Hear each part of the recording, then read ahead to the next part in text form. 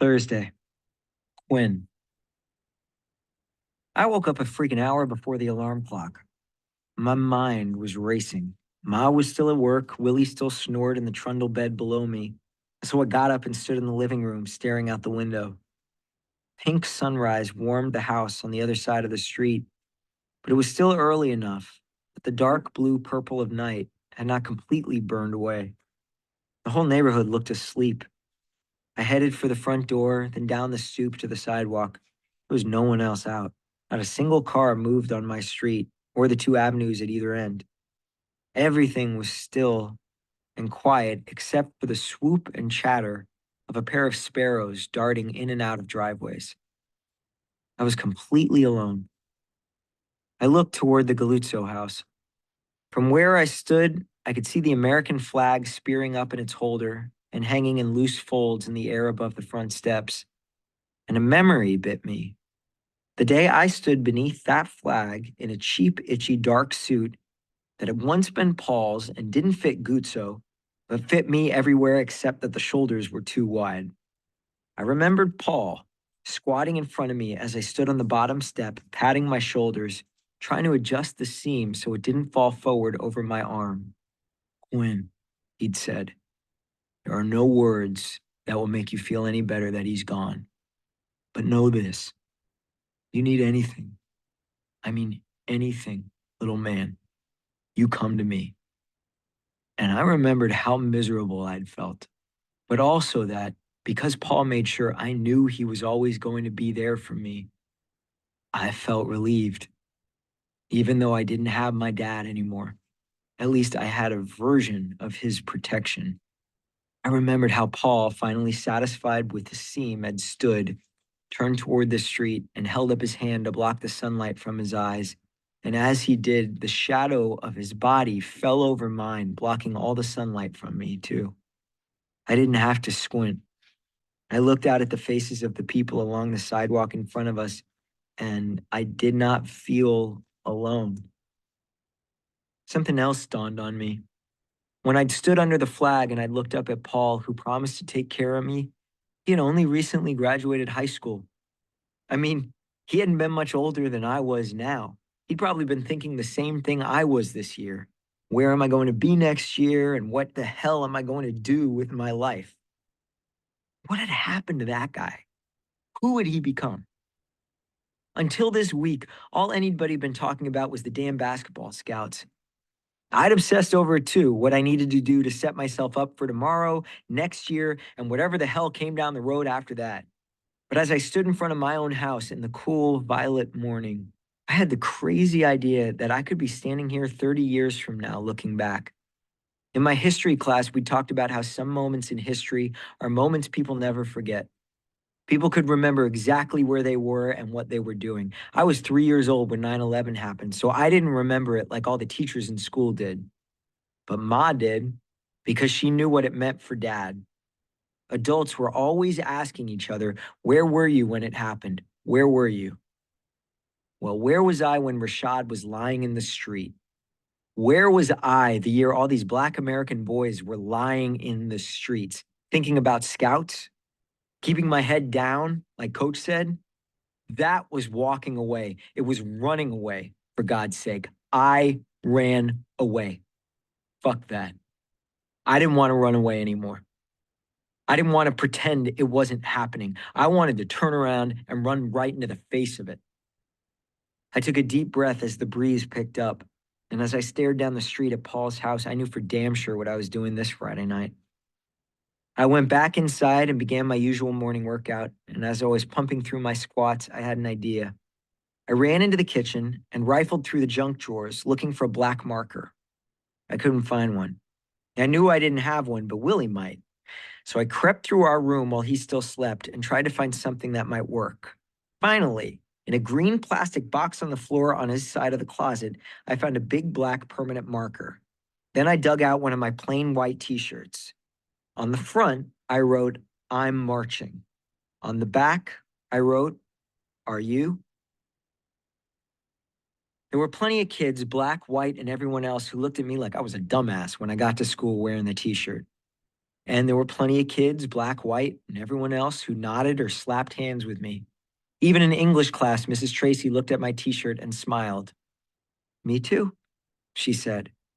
And I was actually daring to think that the day was going down much easier than I thought it would when I saw Dean Wyckoff walking down the hall between second and third periods. He stepped in front of me, one eyebrow raised, and read my t-shirt. I assumed he was going to give me one of his signature finger curls, that thing he does that's kind of like he's making fun of himself, but also isn't, and he actually expects you to come closer when he does it. As dean of students, he was also dean of discipline, and since I was the model son, Quinn Collins, I'd never been called to his office before, and I thought, well, if this was going to be my first time, it was worth it. But he didn't give me the finger curl. He nodded, threw a little frown in, but kept on walking, not giving me a hard time at all. Yes, there were some kids giving me the stink eye for wearing the shirt, but no one directly gave me shit until Dwyer found me in the hall after fourth period. He grabbed my elbow and pulled me over to the lockers. What the hell, man? His freckly face was so close to mine he barely had to speak much louder than a whisper. What are you doing? What it says I'm doing. Dwyer glanced around the hall. I said, don't fuck this up. Not fuck this up even more. What the hell, man? You better not let Coach see that shirt. No protest. Remember?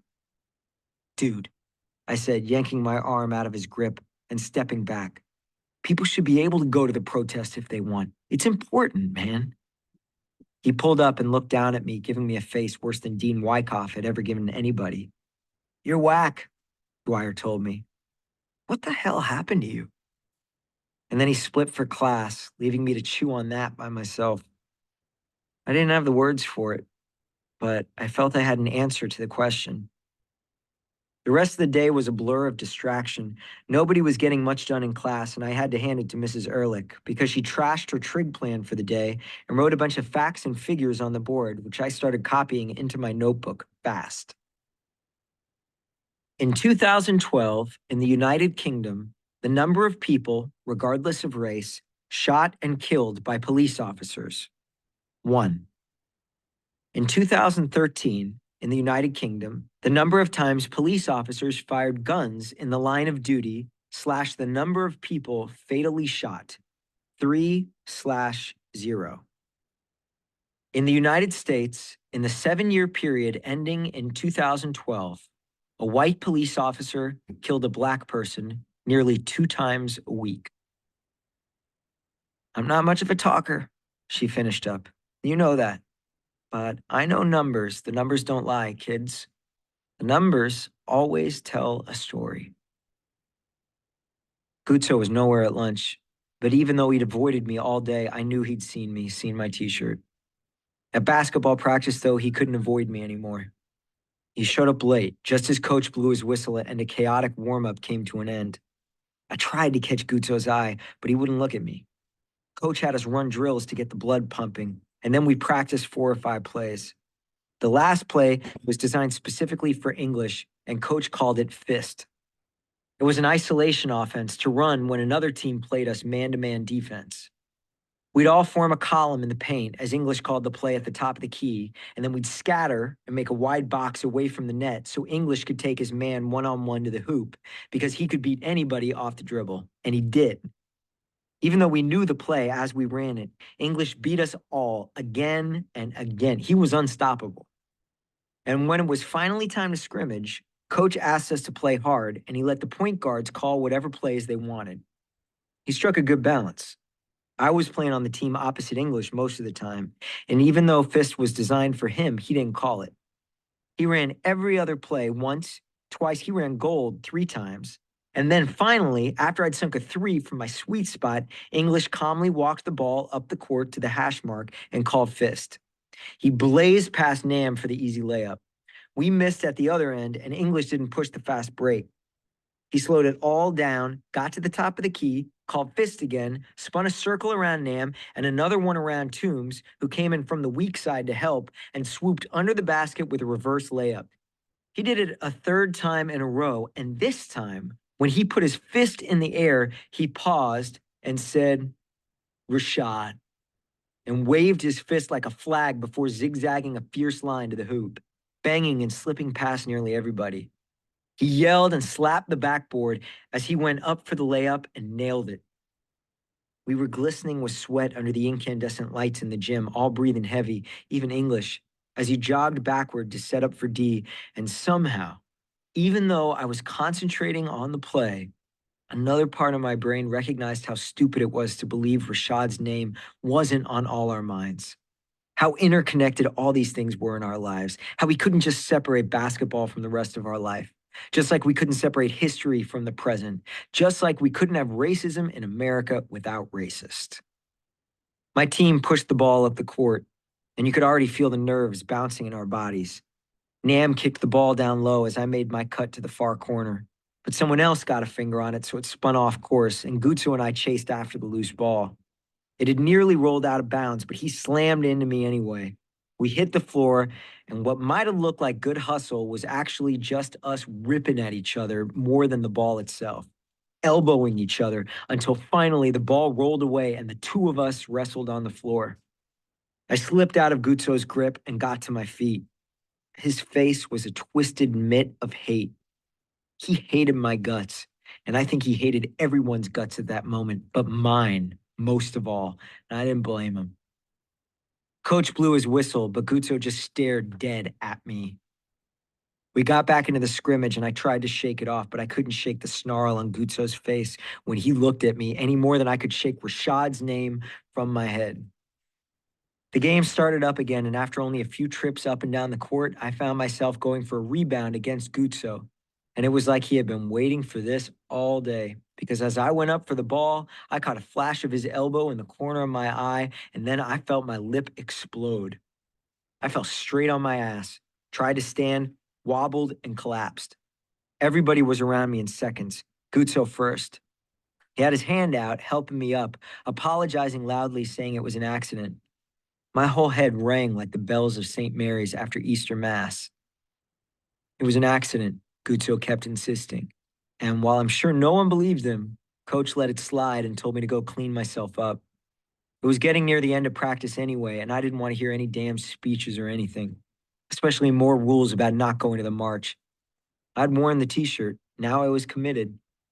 As I washed and I got changed, my mind was on fire, and it would have been impossible to chant team if Coach had asked me to. I was ready to go when the rest of the team came into the locker room. I slung my backpack over my shoulder, and on my way out, I found English. I told him we should just call the play Rashad instead of Fist, something everybody in the stands would have to hear every time we ran the play. I know, English told me. I'd already been thinking that. We smiled and slapped hands. I was out of the locker room and heading down the hall to the doors when Coach called my name. I turned, and he called me back to him. He stood with his legs spread in a Superman stance by the door to the locker room, but twirling his whistle in one hand. Collins, he said when I got back to him, I don't think you're thinking this through. I shrugged. He gestured to my shirt. I want to remind you what I'm talking about. I nodded. Yes, sir, I said. The tone in his voice was flat and deadening, and frankly starting to scare me a little. This bullshit, he said, pointing at my chest again, has to stop. You know the rules. Sir, I began, but he cut me off. No excuses. I'm calling your mother about this too. You need to straighten your shit out. Stay focused. And remember, we have everything riding on next week in every practice, in every game for the rest of the season. You hear me? I was about to speak, but he put his hand up. Actions speak louder than words, son. He bent forward, his eyes wide. You got too much riding on this, Collins. He turned and walked past the locker room toward his office. Even though I hate when people call me son, like they have any friggin' right to call me that, I couldn't go after him or tell him or say anything to him because I knew for damn sure he meant what he said and he was going to call Ma right then. I got the hell out of there before anyone else slipped out of the locker room to give me a hard time, and I left the gym by the side door like usual. I was about to pull out my phone to text Jill when I saw Guzzo leaning against the wall a few feet away, still in his basketball shorts and t-shirt. "I've been trying to find you all day," I started, but he didn't waste any time talking. He charged. He swung as soon as he was close enough, and I blocked it, but the force knocked me back into the brick wall. He swung again, and I shielded my head, but he got me in the chest with his other fist. I lost my guard, and he slugged me across the cheek. I spun and hit the ground. I wasn't thinking clearly. The grooves in the concrete were moving in and out of focus, but I knew enough to know that my body wasn't being hit anymore. Mostly I was fine. He'd hit twice, and that must have been enough. Maybe he'd even scared himself because if he'd wanted to, he could have ruined me right there. But instead, he just hovered over me, calling me all kinds of names, telling me how awful I was for turning my back on him, on Paul, following the crowd and jumping on the Rashad bandwagon because it was the easy thing to do. First, Jill gets all crazy and radical, and now you. What the fuck? I rolled over and tried to catch my breath. "Don't let me see your face in our house again," Guzzo went on. "Don't even speak to me. We play ball, but we don't speak to each other. You got me?" I sat up against the brick wall and gave a short nod. I unzipped my coat and wiped the blood from my mouth with the t-shirt that said I was marching. At the sight of the shirt, Guzzo spat on me and slammed the door behind him as he stormed back into the gym. I didn't want anyone making more of a big deal about Guzzo and me, so I hauled myself up and hurried away before anyone came out. I went the long way around, hit the Burger King, and leaned against the stall door in the bathroom with wads of toilet paper pressed to my lips until the bleeding stopped. I was all right. I could walk. I could see. I'd stopped bleeding. My cheekbone didn't feel broken. I didn't need to go to the hospital or anything. Oh, shit. I stood in the locked stall, staring up at the weak, flickering bathroom light, thinking about how I'd seen Rashad on the concrete a week before, and I hadn't even known who he was. And now, not even a week later, what the hell? Rashad and I have been beaten up by brothers from the same family?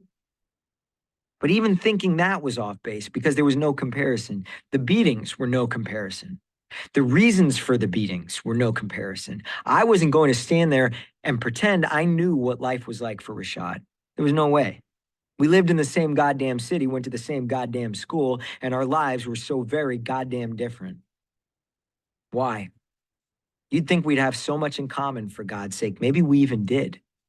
And yet, why was there so much shit in between us? So much shit, I could barely even see the guy. It was like Jill said, nobody wants to think he's being a racist, but maybe it was a bigger problem. Like everyone was just ignoring it, like it was invisible. Maybe it was all about racism. I hated that shit.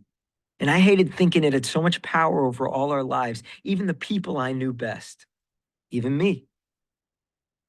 I wanted to figure out all that bullshit in between us. So now there was something else I wanted to do.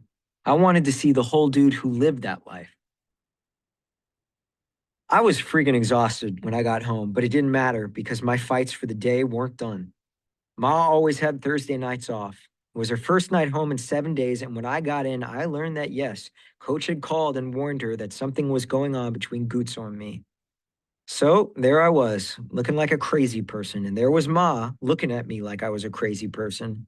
And at first, she just fluttered around trying to make sure I didn't have a broken nose or jaw or loose teeth or any of that.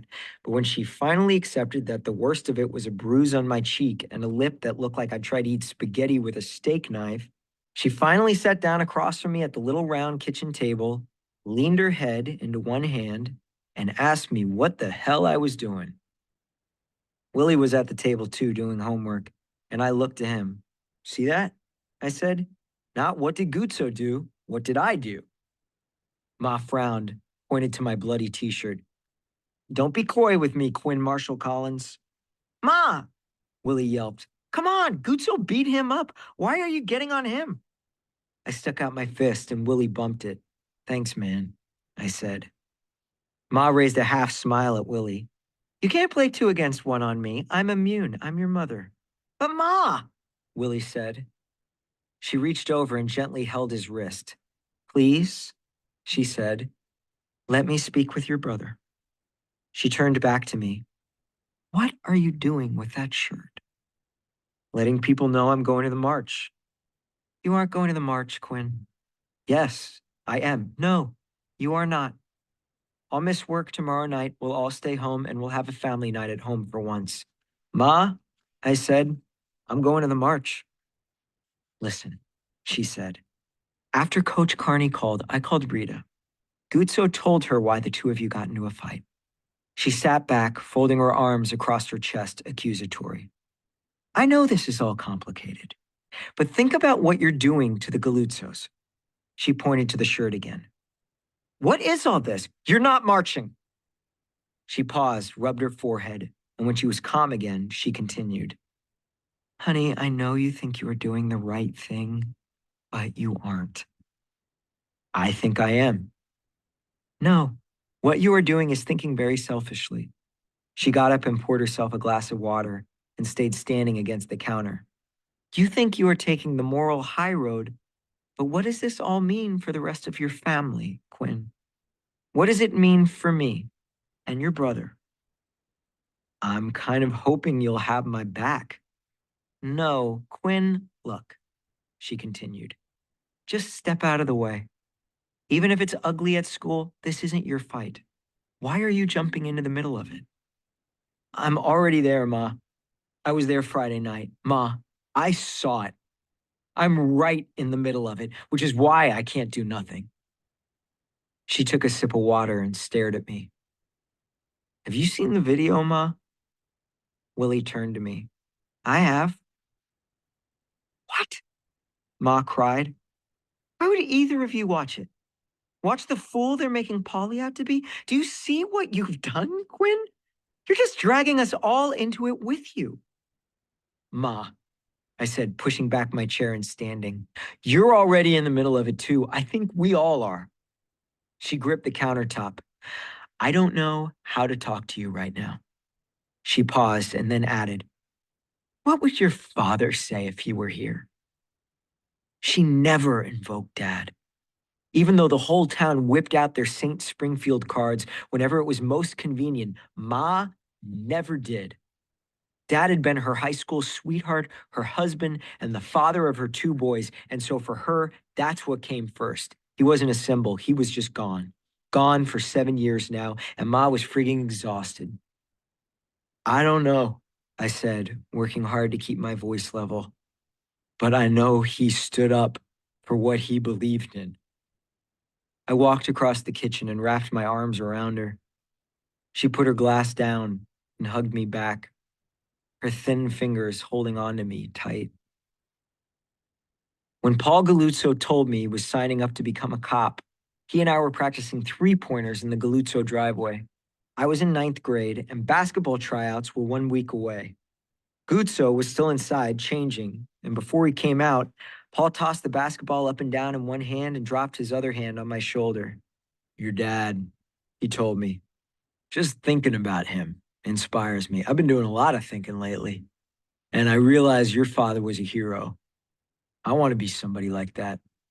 I want to be somebody who makes a difference, too. He might have been the 200th person to tell me my father was a hero, but this was the strangest time because it was the first time I'd heard someone say it, and it didn't piss me off. Man, you already are somebody who makes a difference, I told him. He laughed. Nah, but I mean, make a difference in the world, like a real difference, like your dad. I did not want to be a hero. I did not want to make any of what had happened in the last week about me. There was a guy who'd just spent 6 days in the hospital because the guy who'd been my personal hero for 4 years had put him there. Paul beat Rashad.